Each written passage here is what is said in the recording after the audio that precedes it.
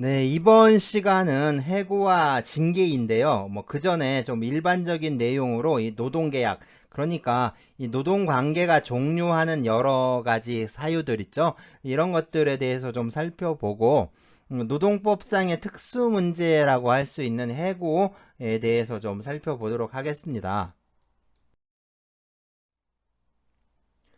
네, 노동관계가 종료하는 사유로는 이 기간 만료, 합의 해지, 자진 사퇴, 해고, 그리고 정년 퇴직, 당사자의 소멸 등이 있는데요. 여기서 당사자가 소멸하는 경우는 사망, 네, 노동자의 사망을 의미합니다. 보통 사용자가 사망하는 경우에는 당연히 노동관계가 종료한다라고 보기는 좀 어렵겠죠. 사용자가 사망을 하더라도 이 기업 경영을 승계한 자에게 이 노동관계가 승계되는 것이 좀 일반적입니다. 그리고 회사의 이 법인격 소멸이나 합병, 영업양도 등의 경우가 이 당사자가 소멸하는 경우라고 할 수가 있습니다. 또 이 자진 사퇴와 해고의 이 법적인 성격 있죠. 자진 사퇴라든가 해고의 법적인 성격은 이게 이제 계약의 해지에 해당하고요. 노동관계가 종료하는 사유 중에서 특히 이제 문제가 되는 게 바로 이 해고죠, 해고. 그래서 해고 역시 사용자에 의한 노동계약의 해지라고 할 수가 있습니다.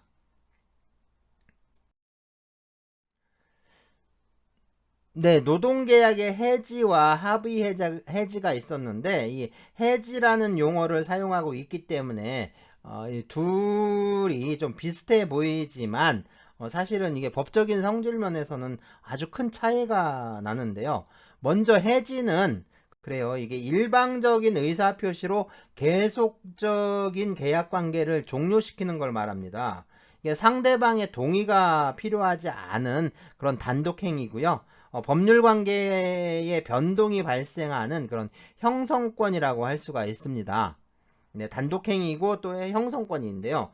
이 해지가 단독행위라면 합의 해지는 계약에 해당하는데요. 다시 말해서 일방적 의사표시만으로는 효력이 발생하지 않고 이 의사표시에 합치가 있어야 한다라는 의미입니다. 그러니까 이 합의 해지는 결국에 합의가 필요하니까 이거는 성격이 계약인 거죠.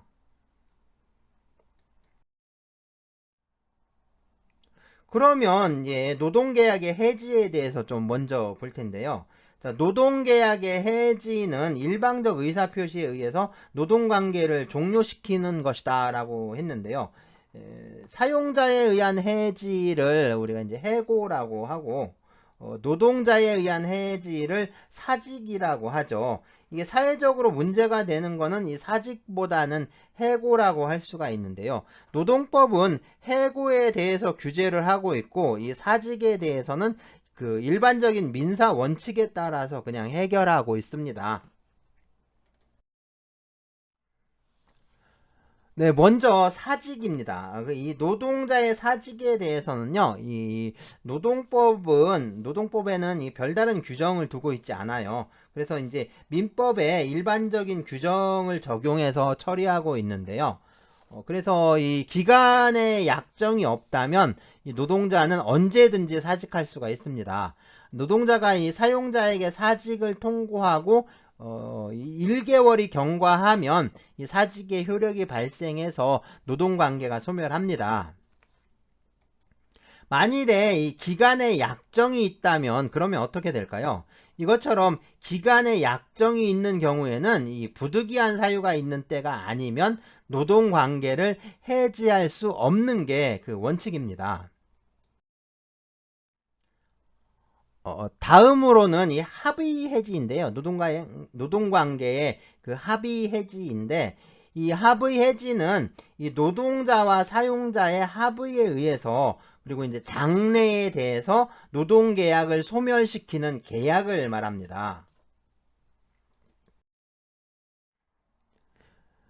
네, 이 노동계약의 합의 해지가 비록 그 해지라는 용어를 사용하고 있는데 이 해지라는 용어를 사용하고 있지만 이거는 해지가 아니라 합의에 뒤에 있는 해지가 아니라 앞에 있는 합의에 포커스를 맞춰야 하는 거죠. 그러니까 이게 법률상 해지에 해당하지 않는데요. 일반적으로 보면 의원 면직 또는 의원 사직이라고 많이 불러요. 그렇게 부르고 있습니다. 그래서 통상은 노동자가 이 사직서를 제출하고 사용자가 이것을 수리하는 방법이 많이 이용되고 있고요. 이 사직서를 제출하는 게 이 노동관계의 합의 해지를 청약하는 것이고, 또 사용자가 이거를 수리하는 게 보통 승낙의 의사표시가 된다, 이렇게 이제 해석할 수가 있습니다. 그래서 사직서를 청약으로, 그 다음에 이걸 수리하는 것을 승낙으로 이렇게 이해를 하고 있어요. 자, 그럼 이 사직과 합의 해지는 이게 어떠한 차이가 있을까요? 이게 좀 차이점이 뭐가 있느냐, 뭐 이렇게 봐야겠죠. 이런 거 문제를 좀 살펴봐야 할 것 같습니다. 자, 합의 해지나 사직이나 모두 형성권에 해당하기 때문에 이게 이제 의사 표시를 철회하지 못하는 게 원칙인데요. 그러니까 원칙적으로 그 사직서 그러니까 사직을 한다거나 합의 해지 의사를 표시하고 나서 이걸 다시 아니 난 회사 다시 다니고 싶어요, 뭐 이렇게 이제 말할 수가 없는 거죠.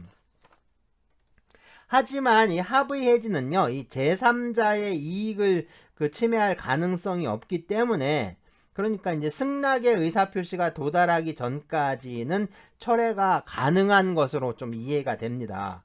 그렇지만 이 사직의 경우에는 철회할 수 없어요. 그러니까 철회가 뭐냐? 네, 철회는 그 어떠한 의사 표시를 거두어 들여서 효력을 소멸시키려는 그런 또 일방적인 의사 표시를 말합니다. 그러니까 내가 어떤 의사 표시를 하고 그 의사 표시를 다시 없었던 걸로 하자 해서 거두어 들여서 그 의사 표시, 원래 했던 의사 표시의 효력을 소멸시키려는 그런 의사 표시를 이제 철회의 의사 표시라고 하는데요. 그러니까 의사표시의 효력이 발생하기 전에는 철회할 수 있지만, 자, 의사표시의 효력이 발생한 후에는 철회할 수가 없습니다. 그러니까 합의 해지의 경우에는 이게 법적인 성격이 계약이기 때문에 이 청약과 승낙이라는 두 개의 의사표시가 합치해야 효력이 발생하죠. 그러니까 승낙의 의사표시가 도달하기 전이라면 뭐 아직 계약의 효력이 발생하지 않고 있기 때문에 이 청약의 의사표시를 철회함으로써 이 계약의 효력이 발생하는 것을 저지할 수가 있습니다. 그렇지만 이 사직의 경우는 단독행위라고 했죠. 단독행위니까요.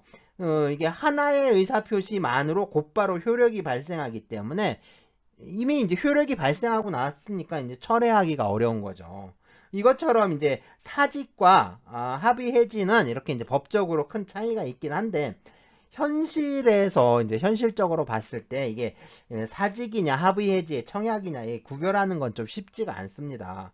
아주 좀 구분하는 게 좀 곤란한데요. 어쨌든 그래서 특별한 사정이 없잖아요. 특별한 사정이 없다면 이 사직서를 제출하는 거는 사직이 아니라 이거는 합의 해지의 청약으로 많이 이해를 합니다.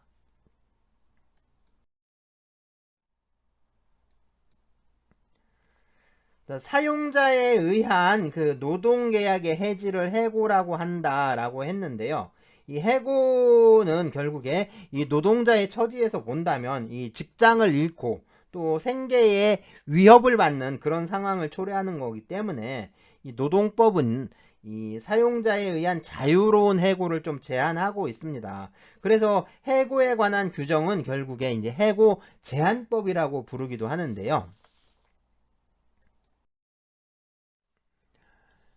자, 이제 해고죠. 이제 해고에 대한 내용인데요. 이 해고에 대해서는 근로기준법 제23조에서 사용자는 노동자에게 정당한 이유 없이 해고, 휴직, 정직, 전직, 감봉, 그 밖에 징벌, 이걸 이제 통칭해서 이제 부당해고 등이라고 한다라고 했는데, 이런 것들을 하지 못한다라고 규정하고 있습니다. 그리고 이제 제2항에서 보면 사용자는 노동자가 업무상 부상 또는 질병의 요양을 위하여 휴업한 기간과 그 후 30일 동안 또는 산전 산후의 여성이 이 법에 따라 휴업한 기간과 그 후 30일 동안은 해고하지 못한다 라고 하고요. 단서로 다만 사용자가 제84조에 따라 일시 보상을 하였을 경우 또는 사업을 계속할 수 없게 된 경우에는 그러하지 아니하다라고 규정하고 있습니다. 노동자를 해고하려면 해고를 할 만한 정당한 이유가 있어야 하는데요. 네, 현실적으로는 이 취업규칙이나 단체 협약에 그 해고 사유를 정하고 있는 것이 보통입니다. 하지만 이 단체 협약과 취업규칙의 이유가 정해져 있다라고 해서 이 단체 협약과 취업규칙에 정해진 사유에 따라 해고를 했다. 그랬다고 해서 이게 모두 정당하다. 이렇게 평가될 수 있는 건 아니고요. 해고 이유가 실질적으로 정당한지에 대한 어떤 그런 이제 법적인 평가가 있어야 합니다. 그런 법적인 평가가 이루어져야 하는 거고요. 해고의 정당한 이유에 대해서는 이제 이게 개별적인 사안에 따라서 좀 구체적으로 판단할 수밖에 없는데요. 이 통상적으로 이 정당한 이유는 사회 통념상 노동계약을 계속시킬 수 없을 정도로 노동자에게 책임 있는 사유가 있다거나 또는 이제 부득이한 경영상의 필요가 있는 경우 이렇게 그런 경우를 가리킨다 라고 해석이 됩니다. 네, 지금까지 본 근로기준법 제23조는 보통 일반해고 또는 통상해고 이렇게 부르는데요. 이제 근로기준법 제24조 경영상 이유에 의한 해고를 보겠습니다. 근로기준법 24조의 제24조의 표제어는 그러니까 제목이 기죠. 이제 경영상 이유에 의한 해고의 제한 이렇게 되어 있는데요. 이 경영상 이유에 의한 해고라는 표현보다는 이 정리해고라는 표현이 더 익숙한 것 같아요. 그래서 이른바 이 정리해고는 법률에 규정을 두고 있지 않았는데요. 이게 판례에 의해서 발달을 하다가 이후에 입법에 반영이 되게 됩니다. 네, 이게 현행 근로기준법 제24조죠. 네, 먼저 제1항입니다. 사용자가 경영상 이유에 의하여 노동자를 해고하려면 긴박한 경영상의 필요가 있어야 한다. 라고요. 이 경우 경영 악화를 방지하기 위한 사업의 양도, 인수, 합병은 긴박한 경영상의 필요가 있는 것으로 본다. 라고 정하고 있습니다.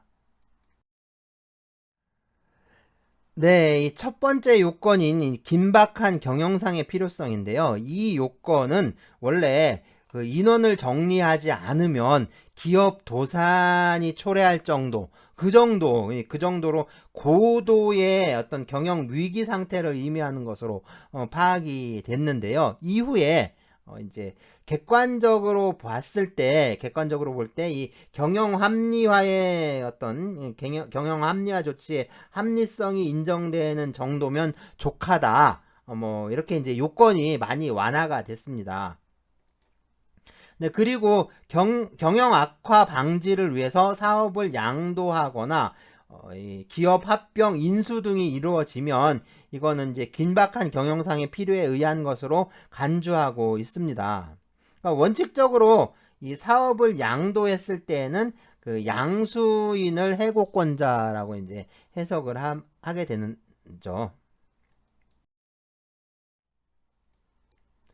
네, 다음으로는 이 제2항인데요. 이 제1항의 경우에 사용자는 해고를 피하기 위한 노력을 다하여야 하며 합리적이고 공정한 해고의 기준을 정하고 이에 따라 그 대상자를 선정하여야 한다. 이 경우 남녀의 성을 이유로 차별하여서는 아니 된다. 라고 하고 있죠. 네, 그래서 이 두 번째 요건은 해고를 회피하려는 노력인데요. 자, 이거는 경영상의 필요가 긴박한 정도에 이르러서는 이 해고 이외의 다른 조치로는 그러니까 위기를 피할 가능성이 없는 그런 경우를 말합니다. 그러니까 아주 지금 회사가 부도가 날 수 있는, 기업이 그냥 무너질 정도의 그런 아주 위험한, 고도로 경영상의 위기가 닥친 그런 상황을 말해요. 그러니까 이제 따라서 다른 적절한 조치로 이 해고를 피할 수 있는 가능성이 있는데, 그런 가능성이 있었는데 해고를 하는 경우라면 이거는 부당 해고에 해당합니다.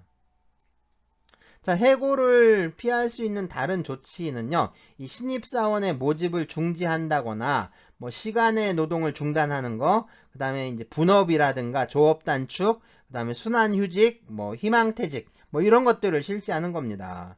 그런데, 앞에 봤던 이 첫 번째 요건 있죠. 이 긴박한 경영상의 필요성이, 이게 그 경영 합리화의 필요성 정도로 이렇게 많이 그러니까 완화가 됐잖아요.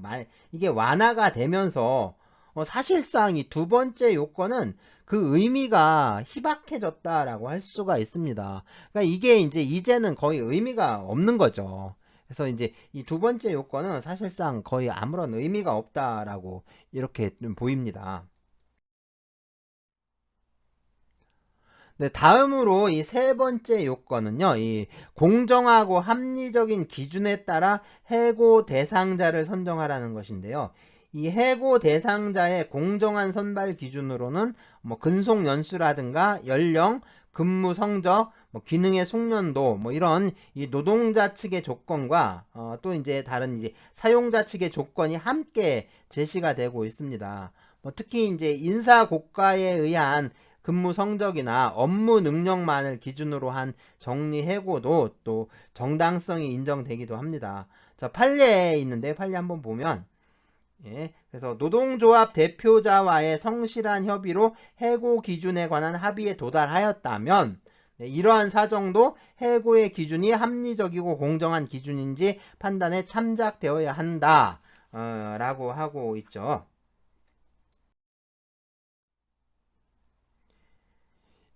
이 해고 대상자의 선정과 관련해서 분쟁이 많이 발생하는데요. 해고된 노동자가 먼저 이 사용자의 선발 기준이 공정하지 않았다라는 것을 증명해야 합니다. 그리고 이제 증명의 정도는요, 선발 기준을 제대로 적용하지 않았다라는 거, 그거를 좀 밝혀내는 정도면 충분합니다. 자, 이것에 대해서요, 이 사용자는 선발 기준이 하자 없이 적용되었다라는 것을 좀 구체적으로 증명해야 합니다.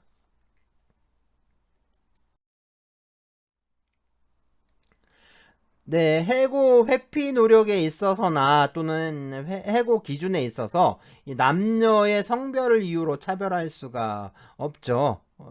이제 근로기준법 제24조 제2항의 이제 두 번째 문장이었는데, 이거 말고도 또 있었죠. 그래서 남녀 고용 평등과 일가정 양립 지원에 관한 법률에서 규정하고 있었습니다. 그래서 제11조 제1항에서 사업주는 노동자의 정년, 퇴직 및 해고에서 남녀를 차별하여서는 아니 된다라고 하고 있죠.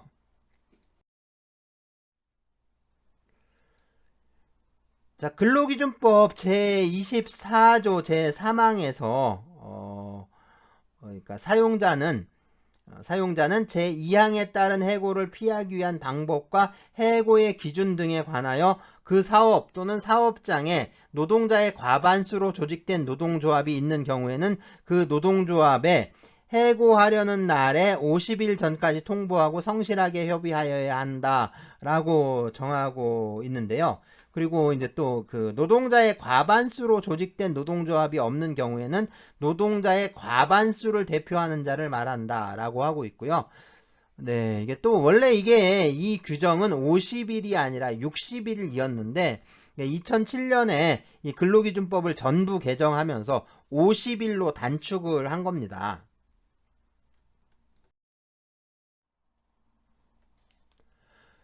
네, 노동자 대표에 대해서 이 근로기준법은 이 노동자의 과반수로 조직된 노동조합이 있으면 그 노동조합이 협의의 상대방이라고 했는데, 이게 이제 판례는 이게 노동조합이 있는데도 노동조합과 협의를 하지 않고 이 노사협의회에서 한 협의의 효력도 좀 인정을 해주고 있습니다.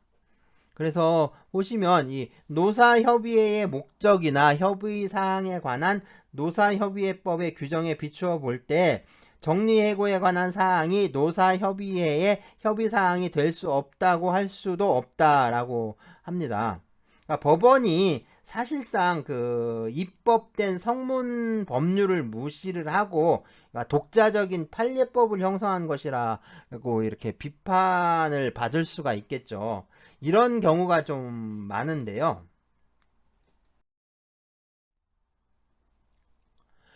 그래서 이게 노동자 대표와의 사전 협의를 거치지 않고 한 해고도 효력을 인정해주고 있습니다.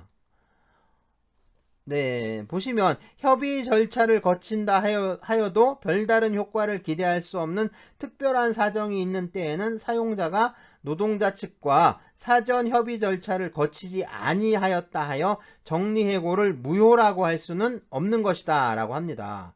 자, 법원 판례는 이게 법이 아니라 사실은 이 제정법에 대한 해석이거든요. 그러니까 법을 해석한 법 해석인데, 판례의 태도가 이 정도면 사실상 이거는 법을 해석하는 게 아니라 판례에 의한 새로운 입법이라고 할 수가 있겠죠. 그러니까 판례에 의해서 오히려 사실 이제 성문법 체계가 붕괴되고 있는 것이 아닌가, 이게 좀 그렇죠. 이게 우려스러운 상황이라고 할 수가 있습니다. 네, 협의 기간도 이게 2007년 법률 개정으로 60일에서 50일로 단축이 되었는데요. 판례는 이 기간을 준수하는 게 해고의 효력 요건은 아니라고 합니다. 60일 일대에 나온 판례인데요. 그래서 60일 기간의 준수는 정리해고의 효력 요건은 아니라고 할 것이다 라고 하고 있죠. 그러니까 효력 요건이 아니라는 말은 이 기간을 지키지 않더라도 정리해고의 효력이 발생한다라는 말이 됩니다.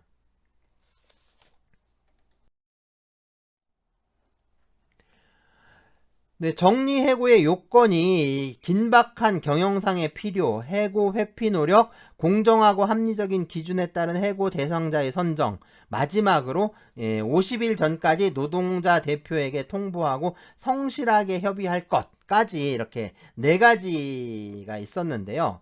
이 중에 좀 그러니까 지금 의미가 있는 거는 이 경영 합리화의 필요성, 이거 하나만 남은 겁니다. 사실상 이 경영 합리화의 필요성만 충족되면 이 나머지 요건은 크게 문제가 되지 않는 그런 구조가 된 거죠.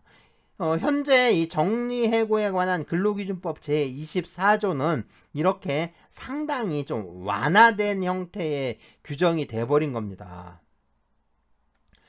네, 그렇다면 네, 이 경영 합리화의 필요성은 누가 판단하는 걸까요? 자, 이거는 보면 정리해고를 하는 그 기업 내부의 사정이니까, 경영 합리화의 필요성이 있는지 없는지 이거는 그 기업 내부의 사정이니까 결국은 사용자가 판단하게 되겠죠. 판례를 통해서 우리가 알 수 있듯이 우리 법원은 이 정리해고라든가 뭐 이제 기업 구조조정 사안에서 이미 이제 사용자 편으로 기울어져 있습니다. 그것도 많이 기울어져 있는 거죠. 이게 많이 기울어졌다 뭐 이렇게밖에 이제 할 수가 없는 상태입니다. 그러니까 사용자 단체에서 뭐 계속 노동시장의 유연화를 요구하고 있는데, 지금 보면 우리나라에 이 비정규직이 넘쳐나고 있고요. 이 실업의 고통이, 그러니까 거의 이제 실업의 고통이 만성이 된 상태입니다. 그리고 도대체 여기서 얼마나 더 유연화를 하라는 걸까요? 그러니까 사용자 단체의 요구는 잘 지켜지지도 않고 있는데, 잘 지켜지고 있지도 않은 이 최소한의 법률 규정마저도 아예 폐지를 해라, 그런 주장밖에 안 되는 거죠. 자, 그렇다고 해서 뭐 이 사람들이 시민법의 원칙과 정신 그런 것들을 지키는 것도 아닙니다. 그러니까 민법을 적용하자. 그럼 민법을 적용한다라고 해서 뭐 민법의 원칙이라든가 그런 정신을 지키지도 않고 있는 겁니다. 그럼 시민법의 정신, 그러니까 민법의 정신이 뭐냐? 그게 자유계약에 있는 게 아니에요. 민법의 정신은 자유계약에 있는 게 아니라 자유계약은 결국에 뭐냐면 상대방에 대한 배려와 존중에 있는 겁니다. 근데 그것마저도 이제 지키고 있지 않은 거죠. 그럼 그것도 이제 지키지 않고 있는데 그냥 오직 그냥 이윤을 위해서, 그러니까 이윤을 추구하려는 그 탐욕밖에 안 남은 겁니다.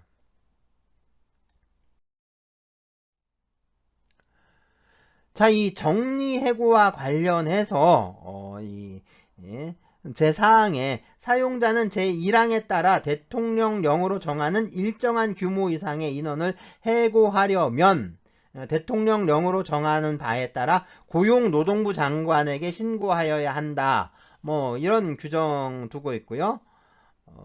제5항에 사용자가 제1항부터 제3항까지의 규정에 따른 요건을 갖추어 노동자를 해고한 경우에는 제23조 제1항에 따른 정당한 이유가 있는 해고를 한 것이라고 본다라는 그런 규정들을 좀 덧붙이고 있습니다.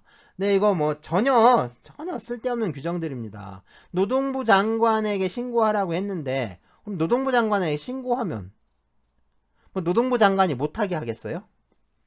그렇잖아요. 그러니까 우리는 지금 100명을 해고하겠다라고 그냥 신고하면 그냥 끝나는 거죠. 그래서 그리고 이제 그 100명을 자르는 겁니다. 그러니까 정리해고를 더 확실하게 하겠다라는 의미밖에 없는 거죠, 이건. 사실상 이런 규정들이 무슨 의미가 있는 것도 아니고 사실은 당연한 말이에요. 그냥 당연한 말인데 그걸 또 이제 조문으로 만들어 놓은 것 뿐입니다. 조문으로 만들어 놓고 결국에 뭐예요? 이거는 학생들하고 수험생들만 그냥 피곤해 주는 거죠. 이거 다 외우라고 하는 겁니다. 이게 상당히 괴롭히는 거죠. 이런 게 어떻게 보면 갑질일 수 있어요. 수험생들을 괴롭히는 이런 뭐랄까 이게 괴롭히는 거죠. 괴롭히는 갑질에 해당하는 거일 수 있습니다. 더군다나 이 제5항 있죠. 이 제5항은 더군다나 뭐 있으나 마나한 규정입니다. 뭐 아무런 사실은 의미도 없고 쓸데도 없는 이런 규정들이에요.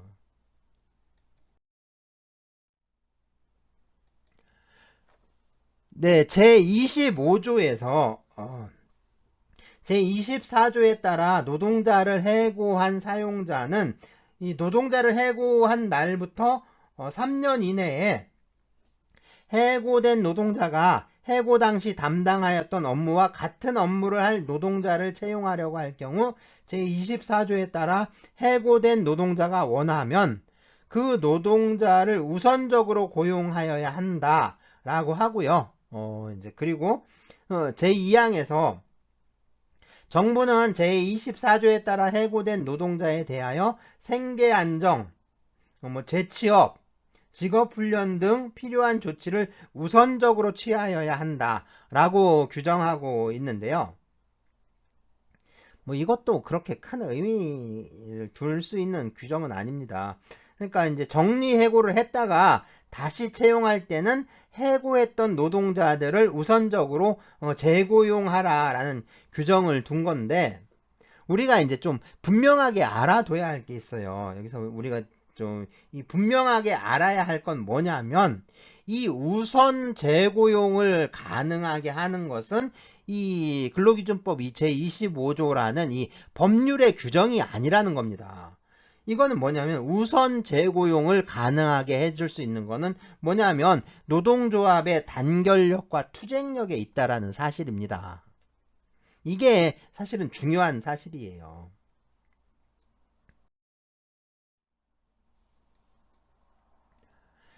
자, 이제 해고의 좀 절차적인 측면인데요. 이 근로기준법은 제26조에서 해고를 미리 예고하고 또 제27조에서는 해고 사유 등을 또 서면으로 통지하도록 하고 있습니다.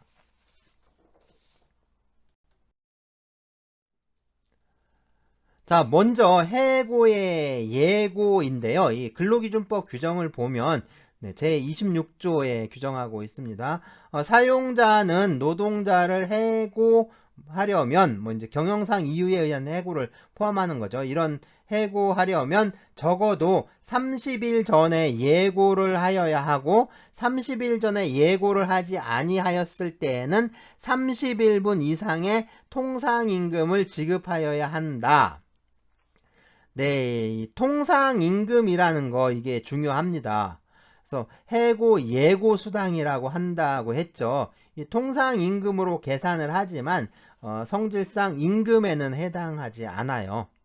자, 해고 예고를 30일 전에 해야 되니까 좀 아까 정리해고를 할 때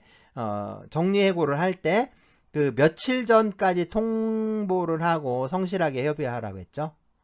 자, 50일이잖아요. 50일. 그러니까 50일 전에 해고에 대해서 통보를 하고 그리고 노동조합과 협의를 한 다음에 해고 대상자를 선정을 해서 해고에 예고를 하고 해고를 해야 합니다. 그러면 실제로 그 정리해고에서 해고에 대해서 협의할 수 있는 기간은 며칠인 거죠? 실제로는 20일밖에 안 되는 거예요.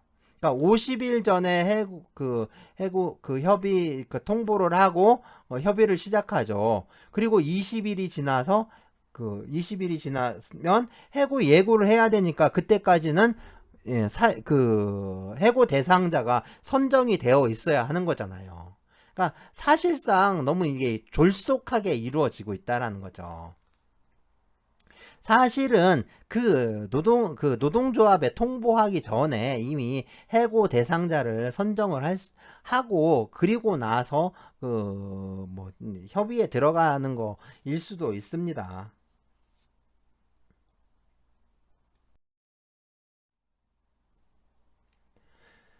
자, 그래서 이 해고의 예고 있죠. 해고의 예고. 그러니까 미리 알리는 거죠. 예고. 이 해고의 예고는 뭐 통상해고나 뭐 정리해고나 모두 그러니까 정당한 이유가 있는 해고에만 적용이 되는 거예요. 그래서 해고의 예고가 있었다라고 해서 해고가 정당화되는 것도 아니고요. 이 정당성 없는 해고가 또 적법한 것으로 되는 것도 아닙니다. 부당해고는요, 해고 예고가 있었느냐 없었느냐 하는 거랑 상관없이 그냥 다 불법이고 무효가 됩니다. 자, 해고의 예고를 할 때는 반드시 해고될 날을 명시해야 해요. 이걸 명시해야 합니다. 그리고 이 해고 예고는 상시 4인 이하의 사업장에도 적용되는 규정입니다. 그러니까 이거 해고 예고는 모든 사업장에 적용되는 거예요. 그래서 알바를 하고 있는데 직원이 한 명밖에 없어요.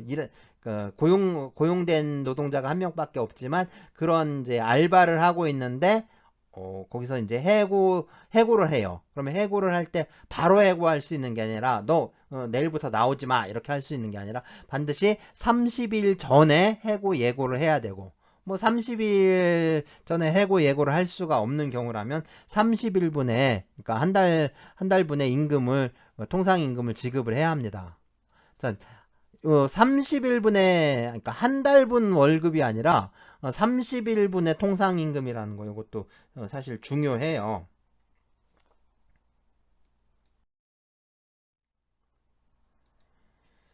자, 해고 예고 기간 중에는 이 정상적인 노동관계와 마찬가지로 임금이나 노무 제공이 이루어져야 합니다. 그러니까 정상적으로 출근해서 이제 30일 후에 해고가 되지만 해고될 때까지 그날까지는 출근해서 일을 해야 하는데요.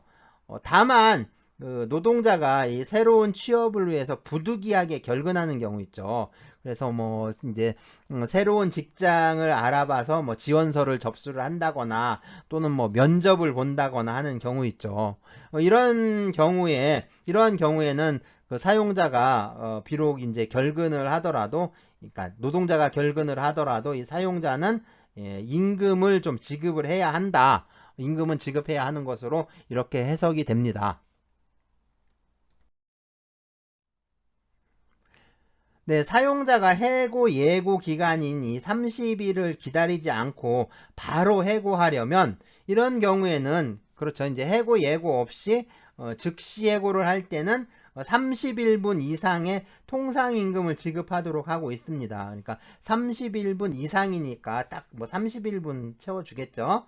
자, 해고와 관련된 이 금품, 이거 해고 예고 수당 또는 해고 수당, 해고 예고에 가름하는 지급 뭐 이렇게 부르고 있는데요. 네, 이게 수당이라는 명칭이 붙어 있긴 하지만 네, 성격상 임금에 해당하지 않죠. 성질상 법적인 성격은 이게 임금에 해당하지가 않습니다. 그렇기 때문에 이건 퇴직금과는 별도로 지급을 해야 돼요. 그러니까 퇴직금의 법적 성격은 임금이잖아요. 임금인데 나중에 지급하는 임금이라서 이게 후불임금 또는 임금 후불 뭐 이렇게 부르고 있었죠.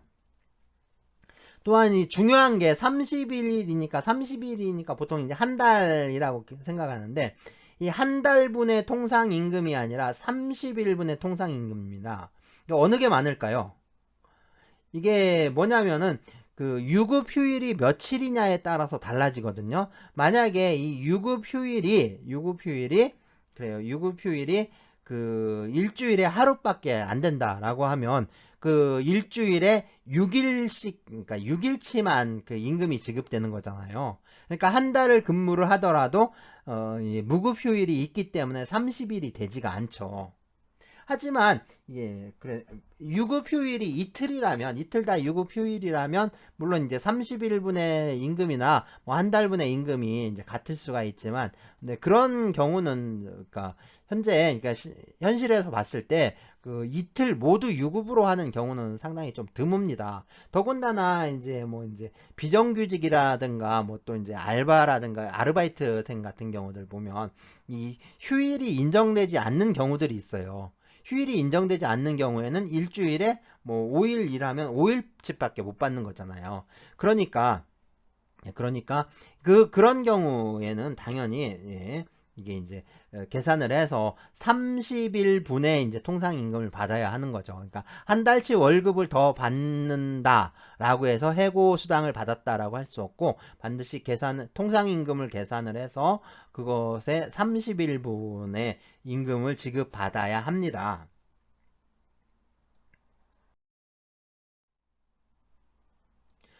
네, 해고 예고를 하지 않거나 또는 해고 예고 수당을 지급하지 않으면 형사 처벌될 수가 있습니다. 형량은 2년 이하의 징역 또는 2천만 원 이하의 벌금이고요. 네, 이 해고 예고 제도에도 예외가 있는데요. 네, 근로기준법 제26조 단서입니다. 그래서 이 근무 기간이 3개월이 안 된 경우라든가 또는 이 천재 사변이나 뭐 부득이한 사유로 사업이 이제 중단되는 경우가 있어요. 제3호인데요. 이 노동자가 고의로 사업에 막대한 지장을 초래하거나 재산상 손해를 끼친 경우, 이렇게 이제 세 가지 경우에는 해고 예고 없이 즉시 해고할 수 있습니다. 물론 해고 예고 수당 역시 지급하지 않아도 되는 거죠. 그리고 마지막에 이 재산상 손해를 끼친 경우는요, 이 근로기준법 시행규칙에 이 별표로 규정되어 있는데요. 네, 먼저 제1호에 납품업체로부터 금품이나 향응을 제공받고 불량품을 납품받아 생산에 차질을 가져온 경우, 네, 뇌물을 받은 경우라고 할 수 있죠. 제2호 영업용 차량을 임의로 타인에게 대리운전하게 하여 교통사고를 일으킨 경우. 제3호 사업의 기밀이나 그 밖의 정보를 경쟁관계에 있는 다른 사업자 등에게 제공하여 사업에 지장을 가져온 경우. 그러니까 이제 산업 스파이 행위죠. 산업 스파이 행위 이런 것들을 하면 해고 예고 수당이 이제 나오질 않습니다. 제4호 허위 사실을 날조하여 유포하거나 불법 집단 행동을 주도하여 사업에 막대한 지장을 가져온 경우. 제5호 영업용 차량 운송 수익금을 부당하게 착복하는 등 직책을 이용하여 공금을 착복, 장기 유용, 횡령 또는 배임한 경우. 제6호 제품 또는 원료 등을 몰래 훔치거나 불법 반출한 경우.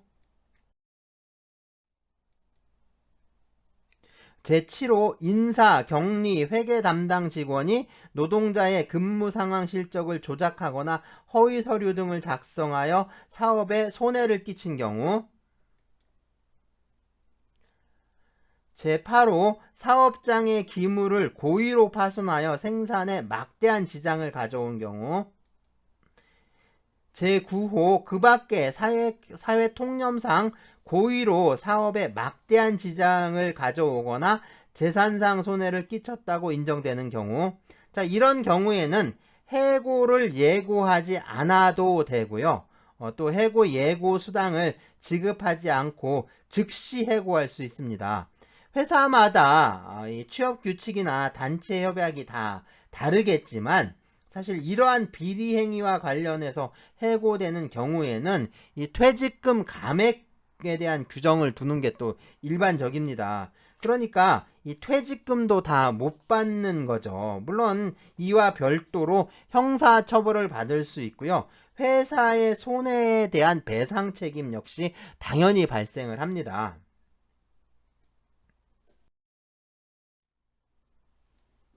자, 이제 해고의 방식인데요. 제 27조 있죠. 해고를 하려면 이 해고의 사유와 시기를 좀 서면으로 통지해야 합니다. 그래서 사용자는 노동자를 해고하려면 해고 사유와 해고 시기를 서면으로 통지해야 한다라고 하고 있죠. 그리고 이렇게 이제 서면으로 통지해야 해고의 효력도 발생하는데요. 만일에 이 서면으로 통지하지 않았다면 이 법률이 정한 해고 절차에 위반한 것이므로 이게 부당해고에 해당합니다. 자, 그러면 이 서면으로 통지한다는 게 꼭 해고 대상자에게 그 회사 공문으로 통지해야 한다라는 의미는 아니고요. 그러니까 이제 사내 게시판에 공지한다거나 또는 이제 전자문서를 이용하는 방법도 있습니다. 그러니까 최근에 논란이 되는 게 이게 휴대전화 문자 메시지로 전달하는 방법인데요. 이건 좀 문제가 있다라고 생각이 됩니다. 그래서 이 문자 메시지를 다른 그 서면에 서면의 어떤 보조 수단으로 활용하는 경우라면 좀 모르겠는데요. 그러니까 문자 메시지를 좀 서면 통보로 해석하는 건 좀 지나치지 않은가 뭐 이런 생각도 들어요. 어쨌든 그 해고 사유와 해고 시기 뭐 이런 것들을 다 서면으로 통지를 해야 합니다. 그리고 서면으로 통지해야 효력이 발생하는 거죠. 네, 이제 제3항인데요. 제3항 사용자가 제26조에 따른 해고의 예고를 해고 사유와 해고 시기를 명시하여 서면으로 한 경우에는 제1항에 따른 통지를 한 것으로 본다라고 되어 있는데요. 이게 뭐냐면 해고 예고를 서면으로 하는 경우에는 이 해고에 대한 서면 통지가 있었던 것으로 간주하는 겁니다. 그러니까 해고의 예고를 서면으로 했으면 해고에 대해서는 별도로 서면으로 통지하지 않아도 되는 거라고 할 수가 있는 거죠.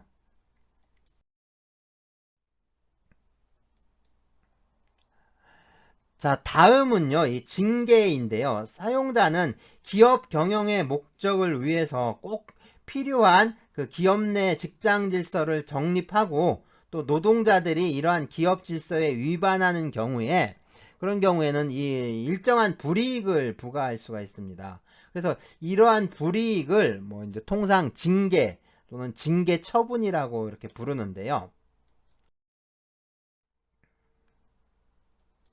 네, 징계에는 이 견책, 경고, 강급, 그다음에 뭐 출근 정지, 정직, 강등, 좌천, 배치 전환, 징계 해고와 또 권고 사직 이런 것들이 있는데 네, 이런 것들이 있습니다. 어떠한 경우에 또 어떠한 징계가 부과되는지는 각 기업의 취업 규칙 등에 정해지기 때문에 이 징계의 내용과 종류는 좀 기업마다 동일하진 않아요. 동일하진 않습니다. 자, 먼저 이 견책과 경고 있는데, 이 견책과 경고는 좀 가벼운 징계에 해당하는데요. 견책은 통상 이제 노동자에게 심할서를 제출하게 하는 방법으로 징계하는 걸 말합니다. 그러니까 심할서를 제출하지 않으면 당연히 더 큰 징계가 따를 수도 있고요. 심한 경우에는 징계 해고될 수도 있습니다. 그리고 이 심할서는 사건의 경위를 보고하는 거지, 이게 뭐 반성문이라든가 그 사죄문은 아니거든요. 그래서 반성의 내용이 기재되어 있지 않다라고 해서 또다시 징계한다거나 해고하는 거는 이 부당징계 또는 부당해고에 해당하고요. 그래서 이게 불법입니다.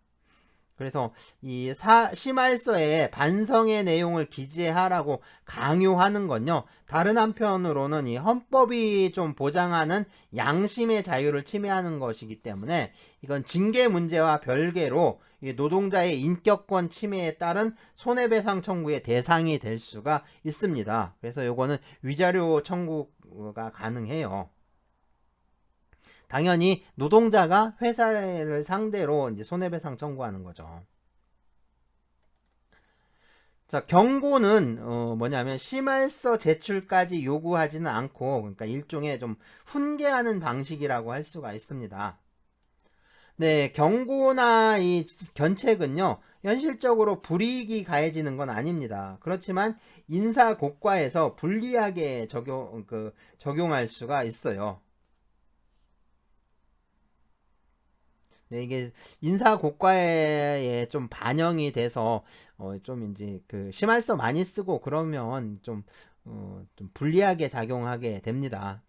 그러니까 다른 것들처럼 뭐 현실적인 그 불이익, 직접적인 불이익은 없지만, 네, 크게 보면 좀 불리하게 작용하는 거죠.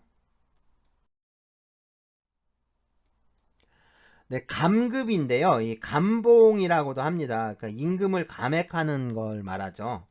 자, 근로기준법에는 이 감급에 대한 제한 규정을 두고 있습니다. 제 95조인데요. 취업규칙에서 노동자에 대하여 감급의 제재를 정할 경우에 그 감액은 1회의 금액이 평균 임금의 1일분의 2분의 1을, 그 다음에 총액이 1임금 지급기의 임금 총액의 10분의 1을 초과하지 못한다 라고 이렇게 규정하고 있습니다. 네, 이제 징계로서 임금을 감액할 수는 있지만 이게 이제 무한정 강급할 수 있는 게 아니라 법률에 제한이 따른다는 점, 뭐 이거를 기억해 두면 될 것 같아요. 그래서 이게 법률에 제한이 따르게 됩니다. 네, 사용자가 이 지각, 뭐 조퇴, 결근으로 이 노동을 제공하지 않은 시간에 대해서 임금을 공제하는 경우가 있는데요. 자, 이런 경우에는 이거는 임금을 계산하는 방법에 불과합니다. 그러니까 임금에서 노동력을 제공하지 않은 시간에 해당하는 그 부분만큼의 액수를 공제하고 임금을 지급하는 것 뿐이지, 그러니까 이게 이제 그 감급 또는 뭐 이게 징계에 해당하는 건 아니에요. 그래서 지각한 시간만큼 월급에서 떼는 거는 감봉 또는 감급이 아니라 그냥 임금을 계산하는 방법입니다. 네, 다음으로 이 출근 정지와 정직이 있는데요. 이 노동 계약을 존속시키면서 일정한 기간 동안 노무 제공을 정지시키는 걸 말해요. 실무에서는 이 대기 발령이라는 용어를 사용하기도 하는데요. 일정한 기간 동안에 근신을 명령을 하고 좀 나아지지 않으면 자동 퇴직시키는 그런 제도와 좀 연계시켜서요. 그러니까 해고를 회피하는 방법으로도 많이 이용되고 있습니다.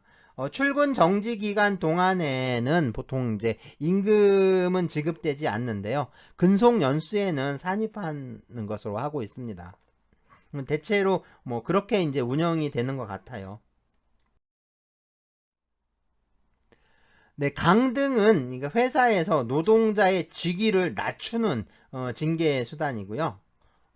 그리고 이 배치 전환은 사용자가 이 노동자의 근무 부서를 변경하는 어떻게 보면 좀 인사권 행사의 일종입니다. 그러니까 배치 전환 그 자체가 징계는 아니라는 건데요. 그렇기 때문에 이 배치 전환에 대해서 좀 다룰 때는 이 배치 전환이 징계로서 행해진 건지 아니면 정상적인 인사 이동의 범위 내에서 행해진 건지 그거를 먼저 확정을 좀 해야 합니다. 네, 이 징계 해고는 징계 중에서 제재로서의 효과가 가장 강력한 징계 처분에 해당하죠. 그러니까 해고하는 거니까 이게 가장 센 징계 처분에 해당합니다. 네, 권고사직은 징계의 대상이 되는 그런 노동자의 좀 질서 위반 행위가 그 징계 해고에 해당할 만한 사항이긴 한데, 그렇지만 이 노동자 본인의 불명예나 또 불이익을 감안해서 사직서 제출을 유도하고요. 그 다음에 사용자가 이거를 수리하는 방식입니다. 노동자가 따르지 않을 때는 결국엔 해고 조치할 수 있겠죠.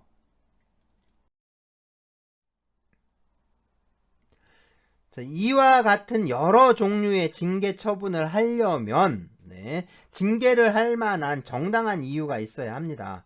보통 이 징계의 사유는 취업규칙에 정하고 있는데요. 이 취업규칙에 정하고 있는 징계 사유가 이게 이제 좀 본래적 의미의 징계 사유인지 이게 또 문제가 될 수 있습니다. 뭐 예를 들면 대부분의 회사의 그 취업 규칙에는 지각이나 뭐 무단 결근을 이 징계 사유로 규정하고 있는데, 이 지각이나 무단 결근과 같이 이 노무 제공을 좀 불성실하게 하는 행위는 일종의 노동계약 위반, 그러니까 채무 불이행에 해당하는 것이라고 할 수가 있죠. 자, 이것에 비해서 본래적인 의미에서 이 징계의 대상이 될 수 있는 거는 뭐 기업 재산이라든가 기업의 물적 시설, 뭐 안전 규칙 등에 위반한다거나 또는 범법 행위를 저지르는 경우 또는 회사의 기밀이나 영업 비밀을 누설한 행위, 이런 것처럼 기업의 어떤 공동 질서를 위반하는 행위들입니다. 그래서 이제 이게 좀 채무 불이행 행위와 그 다음에 어떤 직장 질서를 위반하는 행위는 서로 좀 구분이 되는 건데, 하지만 이제 이 판례라든가 아니면 실무 같은 경우에는요, 이 채무 불이행과 직장 질서 위반 행위를 구분하지 않고 모두 징계 사유로 처리하고 있습니다. 네, 그런데 그런 경우도 있을 수 있잖아요. 이거 채용 시에 채용할 때 경력을 사칭한다거나 이력서를 허위로 기재하는 경우, 이런 경우는 어떨까요? 자, 이거를 징계 사유로 삼을 수 있느냐라는 건데, 엄밀하게 말하자면 이 경력 사칭이나 뭐 이력서 허위 기재는 이건 노동 계약을 체결할 때의 문제이기 때문에 이미 체결된 노동 계약을 위반하는 행위라고는 할 수가 없는 거죠. 또 이게 이 노동 계약을 전제로 하는 직장 질서의 위반 행위라고도 할 수가 없습니다. 그렇기 때문에 이 노동 계약을 체결하고 현재 노동 관계에 있는 그런 노동자에게 직장 질서 위반을 이유로 징계 처분을 할 수 없다라고 이렇게 해석이 될 수 있는데요. 다만 이 노동자가 이 중요한 경력을 사칭해서 취업을 한 경우에 이 사용자가 직장의 규율 유지라는 거하고 관련해서 좀 구체적으로 이제 피해를 보는 경우들이 있을 수 있잖아요. 그런 경우에는 징계 사유로 인정이 좀 돼야 할 것 같죠. 그래서 사안의 유형을 좀 나누어서 본다면, 그러니까 박사학위를 받은 사람이 고등학교 졸업까지만, 그러니까 고졸이라고 그 고졸 학력까지만 딱 기재를 하고 취업하는 경우, 그런 경우에는 이게 경력을 기재하지 않고 이제 뺀 경우잖아요. 이런 경우에 그럴 때 이제 이 이력서 허위 기재라는 거는 직장의 규율 유지와 전혀 상관이 없는 사항이기 때문에 이런 걸 이유로 해서 징계 사유로 이렇게 삼을 수가 없습니다. 자, 그렇지만 이게 대학을 또 졸업하지 않았는데 이 대학을 졸업했다라고 이제 기재를 한다거나 또는 뭐 특정한 자격증이 없는데도 자격증을 취득했다라고 뭐 하는 경우, 뭐 해당 분야에서 경력이 없는데 있다고 하는 경우, 뭐 경력 연수가 적은데 뭐 그거를 좀 뻥튀기해서 확장해서 기재하는 경우, 뭐 이런 경우들이 있을 수가 있죠. 자, 이런 경우처럼 채용 시에 경력을 허위 기재하는 거는 이 노동자가 어떤 성실 의무 또는 충실 의무에 위반해서 노무를 제공하는 거고, 그러니까 그렇게 하니까 이게 직장 질서에 큰 영향을 또 미칠 수가 있는 거죠. 그렇기 때문에 이런 경우에는 징계의 대상이 될 수 있다라고 이제 볼 수가 있습니다. 그래서 이제 판례의 경우에는요, 이렇게 이제 이력서를 허위 기재한 경우, 이건 징계 해고 사유로 규정을 한 그 취업 규칙 있죠. 그래서 이력서 허위 기재한 거를 징계 해고 사유로 이제 그 취업 규칙에 정했는데, 그러한 취업 규칙은 그 유효하다라고 이렇게 판단하고 있습니다. 그래서 이제 판례도 이력서 허위 기재를 징계 해고 사유로 좀 인정하고 있는 그런 편입니다. 자, 이게 실질적인 징계 사유만큼이나 이 절차적으로 또 징계 절차를 준수하는 것도 또 중요한 징계 요건의 하나인데요. 징계 절차는 보통 단체 협약이나 뭐 취업 규칙으로 정하고 있는데요. 이러한 규범에서 정한 절차를 당연히 준수를 해야 합니다.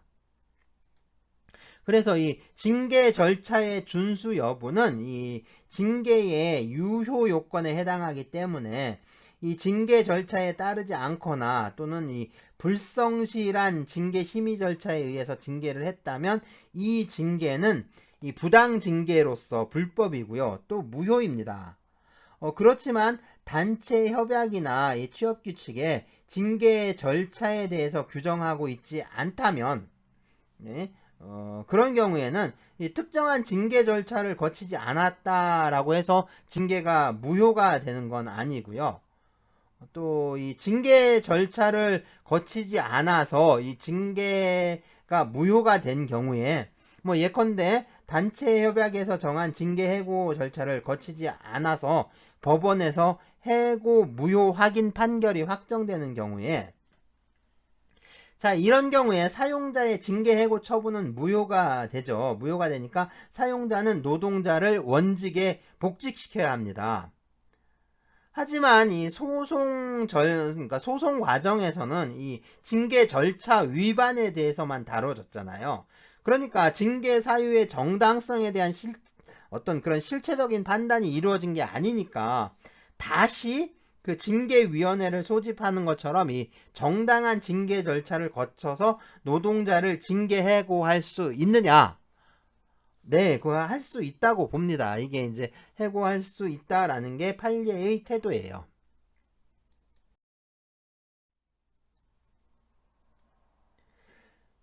해고나 징계에 정당한 이유가 없거나 또는 해고나 징계에 관한 정당한 절차를 거치지 않고 행해진 해고나 또는 그런 징계 있죠. 이런 경우에는 효력이 당연히 인정되지 않겠죠. 뭐 이게 결국에는 뭐냐면 이게 부당 해고에 관한 문제입니다.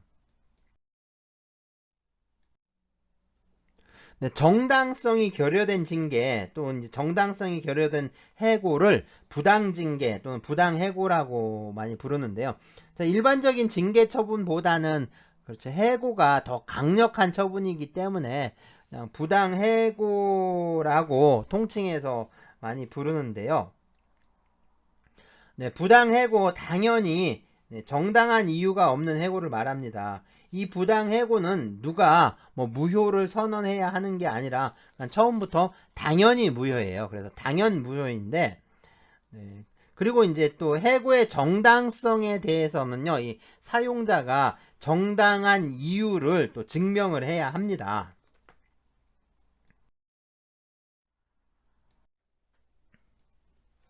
네, 실질적으로 이 해고에 정당한 이유가 있어야 하고요. 그 동시에 또 이거를 노동자에게 통보를 해야 합니다. 사용자가 이 정당한 이유를 좀 구체적으로 통지하지 않은 해고 역시 무효이고요. 네, 부당 해고인 거죠.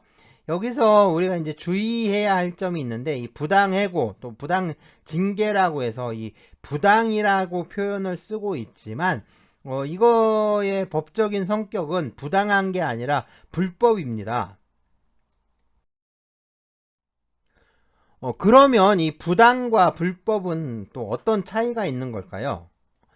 자, 먼저 법에 적합한 것인가 아닌가를 기준으로 이 합법과 불법으로 구분을 해요. 즉, 법질서에 합치하는 것이 합법이고 또 법질서에 위반하는 것이 불법입니다.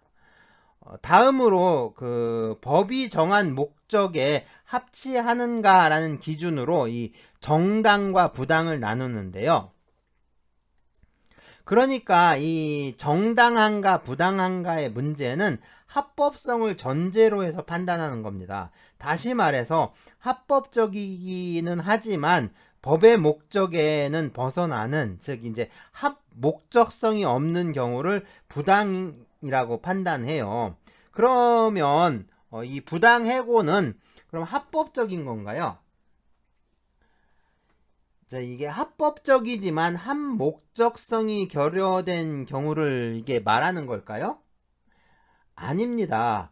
이 부당해고는 법 규범에 위반하는 불법입니다. 그러니까 법적 성격에 맞게 표현을 하지 않으면, 표현을 하면 이게 부당해고가 아니라 불법해고라고 불러야 되죠. 이 불법해고가 맞는 말이죠. 그러니까 부당해고라는 건 없는 거예요. 모두 불법해고입니다. 그래서 모두 무효가 되는 것인데, 그 모두 이제 그래서 이제 무효가 되는 거예요. 그런데 이제 반대로 보면, 네, 이 노동자들이 벌이는 파업을 불법 파업이라고 하는데, 사실 파업에는 불법 파업이 없습니다.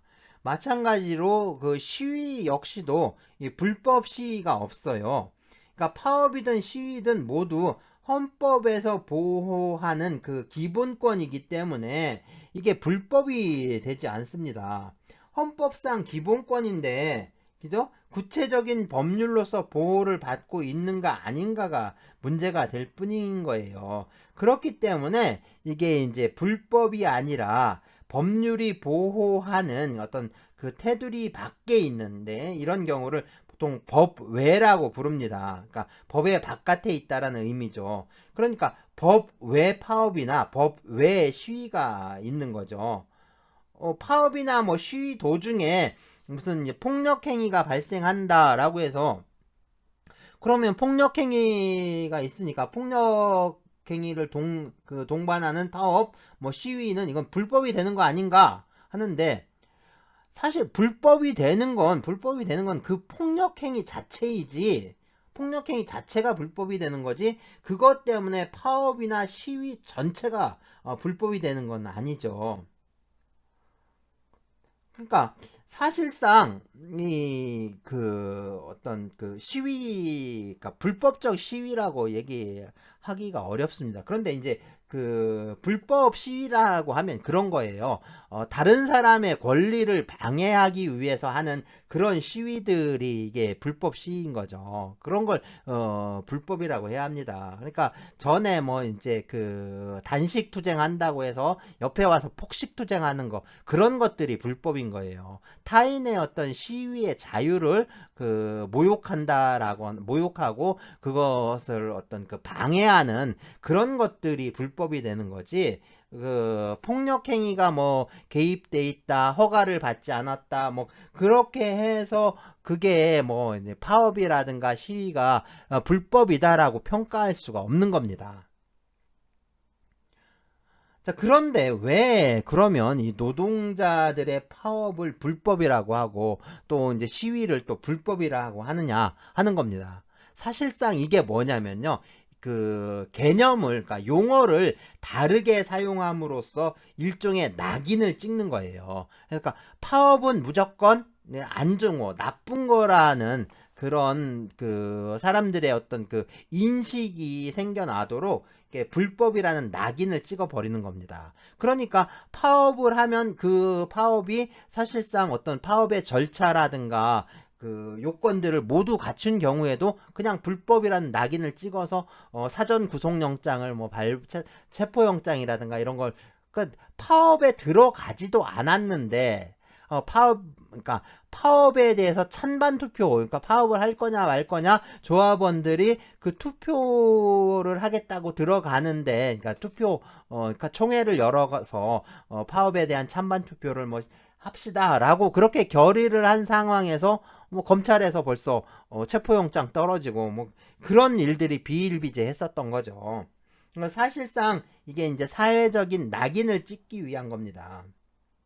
미리 그러니까 불법이라는 낙인을 딱 찍어서 통제하려고 하는, 그러니까 이제 어떤 독재 권력의 통치 수단, 그러니까 통치 기술 중에 하나였던 거죠. 자, 그렇다면 이 부당해고가 있었을 때 이 노동계약이나 그럼 임금은 또 어떻게 되는 걸까요? 네, 부당해고는 무효입니다. 그래서 노동계약이 이게 종료하지 않고요. 자, 해고는 그 노동계약을 종료시키는 사유였잖아요. 그런데 이 부당해고는 해고가 무효이기 때문에 노동계약이 종료하지 않고 계속 존속합니다. 더군다나 이 노동자의 경우에는 일을 할 준비가 되어 있는 거죠. 노동자는 일을 할 준비가 언제든지 노동을 제공할 준비가 되어 있는데, 이거 뭐예요? 사용자의 귀책 사유로 노동력을 제공받지 못한 거잖아요. 그러니까 사용자 측에 잘못이 있는 거죠. 그러니까 이 해고 기간 동안에는 이 임금 청구권이 살아 있습니다. 따라서 이 해고 기간 동안에 임금을 지급해야 해요. 자, 이 부당해고로 다툰 기간이 전에 보니까 10년이 넘는 분들도 있었는데요. 복직을 하면서 보니까 이 10년이 넘는 기간 동안에 임금을 일시불로 지급을 받았습니다.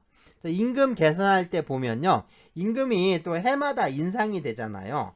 그러니까 복직할 때 해고되지 않고 근무했다면 그 근무를 했을 때를 기준으로 이렇게 계산하지 않고, 이게 복직하는 당시의 임금 기준으로 10년치를 계산해서 주는 것 같더라고요.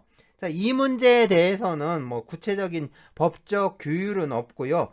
기업 실무에 맡겨져 있는 것 같습니다. 뭐 법적 원칙은 해고 기간 동안에 임금 청구권이 살아있고 사용자는 그 임금을 지급해야 한다라는 거죠.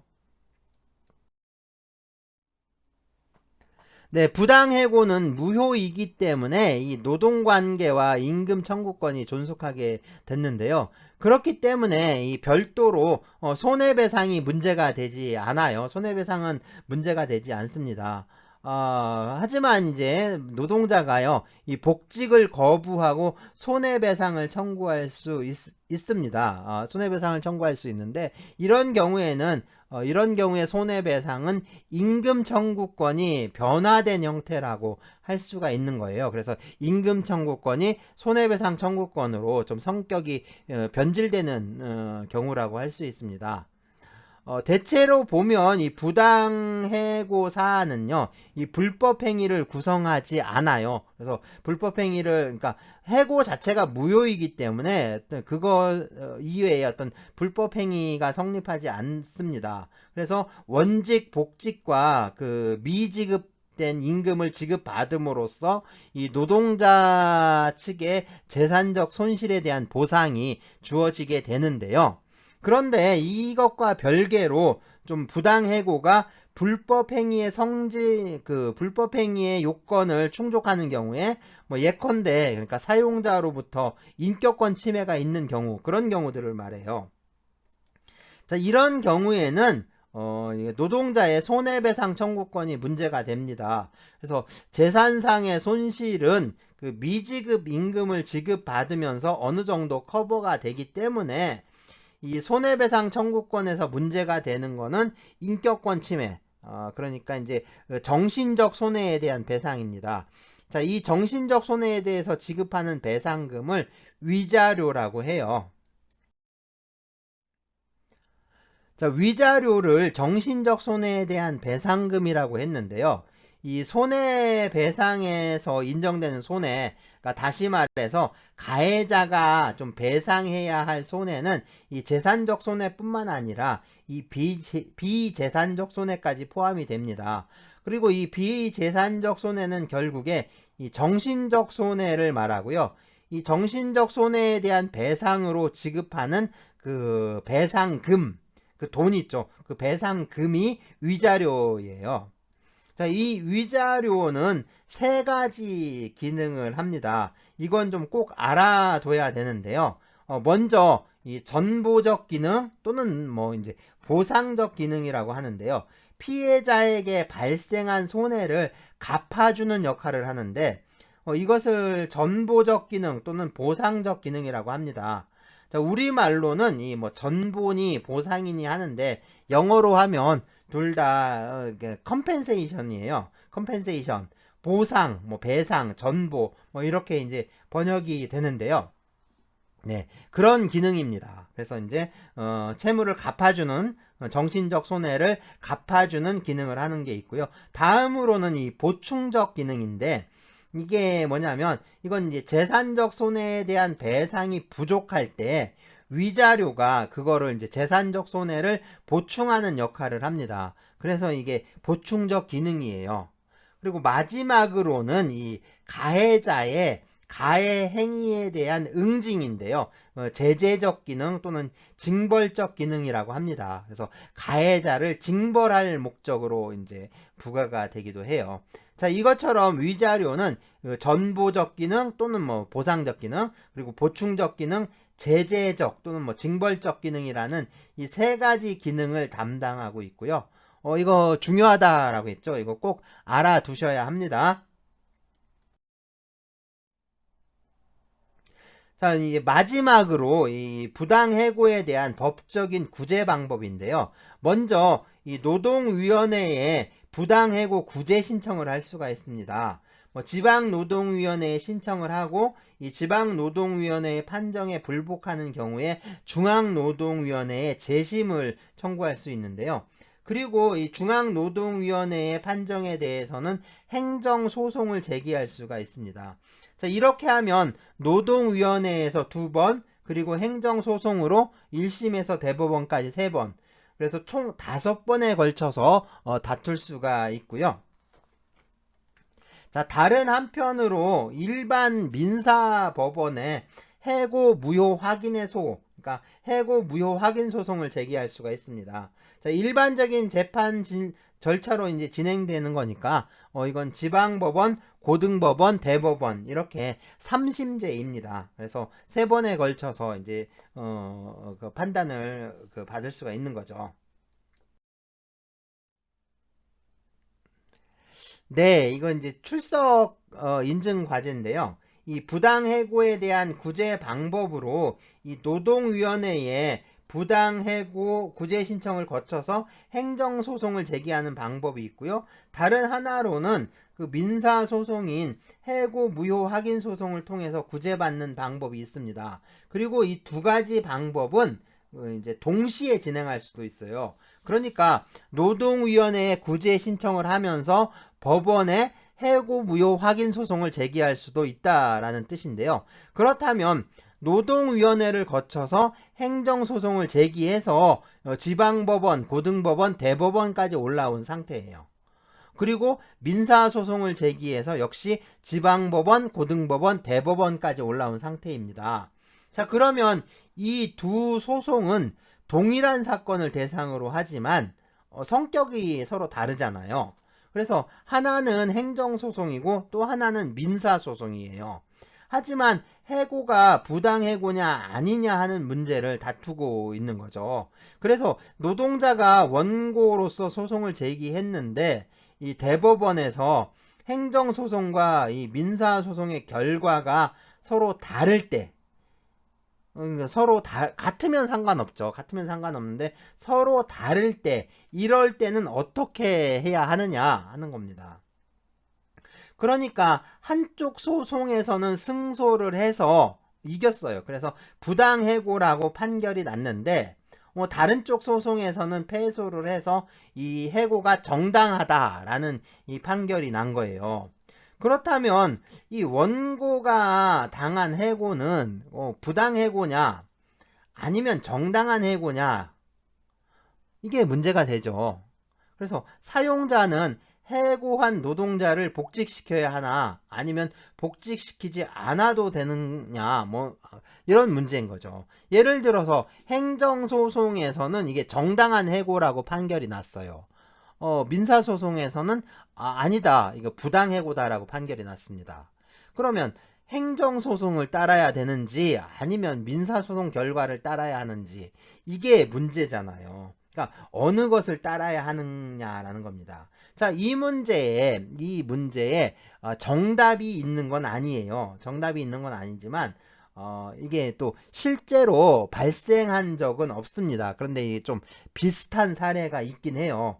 비슷한 사례가 있긴 한데 지금 우리나라의 이 어떤 권리구제 제도나 절차를 좀 본다면 충분히 일어날 수 있는 일입니다. 충분히 일어날 수 있는 일이기 때문에, 자, 이럴 경우에는 어떻게 해결해야 할지, 이게 좀 문제니까 요거를 좀 행정소송과 민사소송이 서로 결과가 다르다, 대법원에 올라갔는데 그러면 이런 경우에는 어떻게 판단을 해야 되느냐. 자, 이거 좀 한번 창의적으로 여러분들이 진짜 저기라면 창의적으로 좀 생각을 해보고 네, 적어주면 좋을 것 같습니다. 네, 이제 다음 수업은 노동기본권입니다. 주로 이제 노동 3권에 대한 내용을 다루게 됩니다.